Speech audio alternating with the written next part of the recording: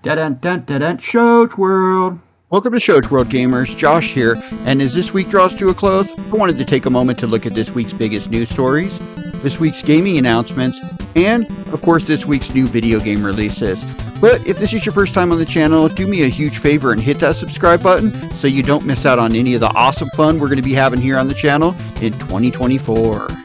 Alright gamers, let's kick off this week in review with a few news stories. And we actually had some news this week about, well, the future of gaming's most influential creator, who has been at the top of the game industry for well over 40 years. That being the iconic creator of Donkey Kong, Mario, Zelda, Star Fox, Pikmin, and just so much more.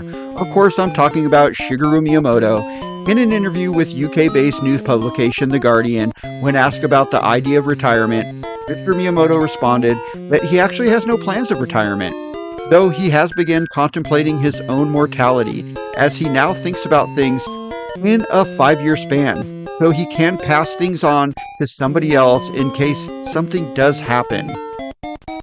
Now, in more Nintendo and, well, Mr. Miyamoto news, Super Nintendo World's newest theme park, which opened in early 2023 in Universal Studios Hollywood, and was designed in partnership by Universal and Nintendo, with Mr. Miyamoto himself overseeing the project, was named the world's best new attraction of 2023 by Theme Park Insider. The award was voted on by readers of the publication.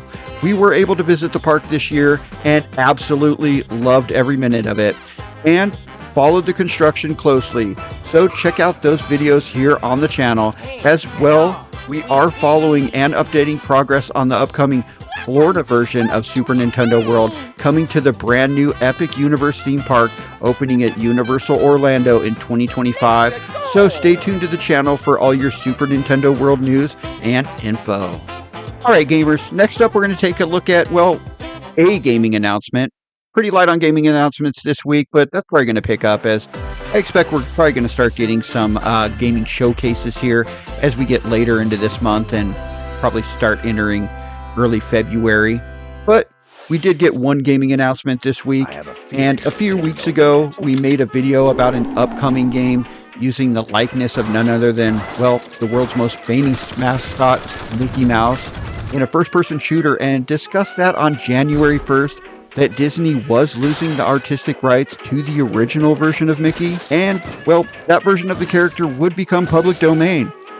So, here we are, and the floodgates are beginning to bust open.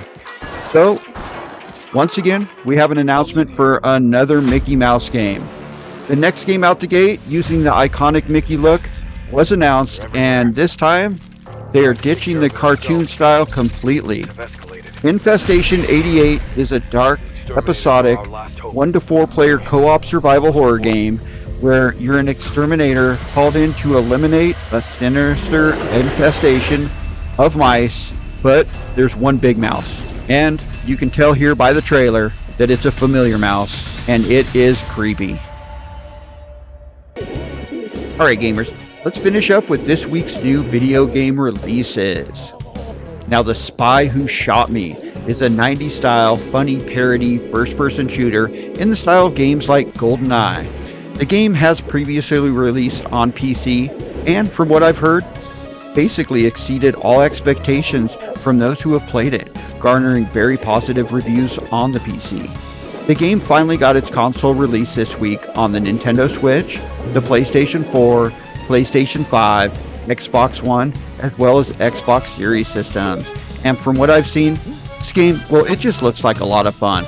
I'm looking forward to give this one a shot, and if you're a fan of games like GoldenEye, I think you're just going to have a blast with this title also. Now, Tools Up Ultimate Edition also released this week on the Nintendo Switch, the PlayStation 4, the PlayStation 5, the Xbox One, and Xbox Series systems.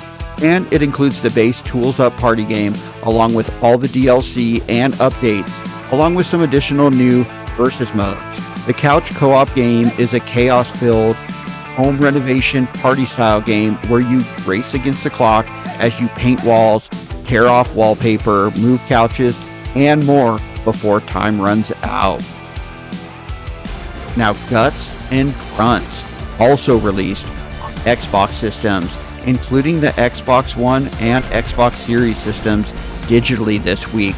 The game is a 2D shooter that looks to be heavily inspired by games like the classic Contra and Metal Slug games, but with some cool added mechanics and some fun level and character designs that have the title looking like a really fun game. Now, it is a single-player game, but hopefully, if it does well, maybe we'll get a sequel with some co-op multiplayer, because I think that would really add to this game. Alright gamers, that concludes this week in review for the week ending on January the 5th. The week started with rumors that the original God of War trilogy could be getting a release on the PlayStation 5. Then, we said goodbye to 2023 as we rang in the new year and welcomed 2024. And the week ended with us getting news that none other than Jack Black himself will be taking on the role of Steve in the upcoming live-action Minecraft movie. But let me know anything we may have missed in the comments, and thanks for joining us today, gamers. Show World out.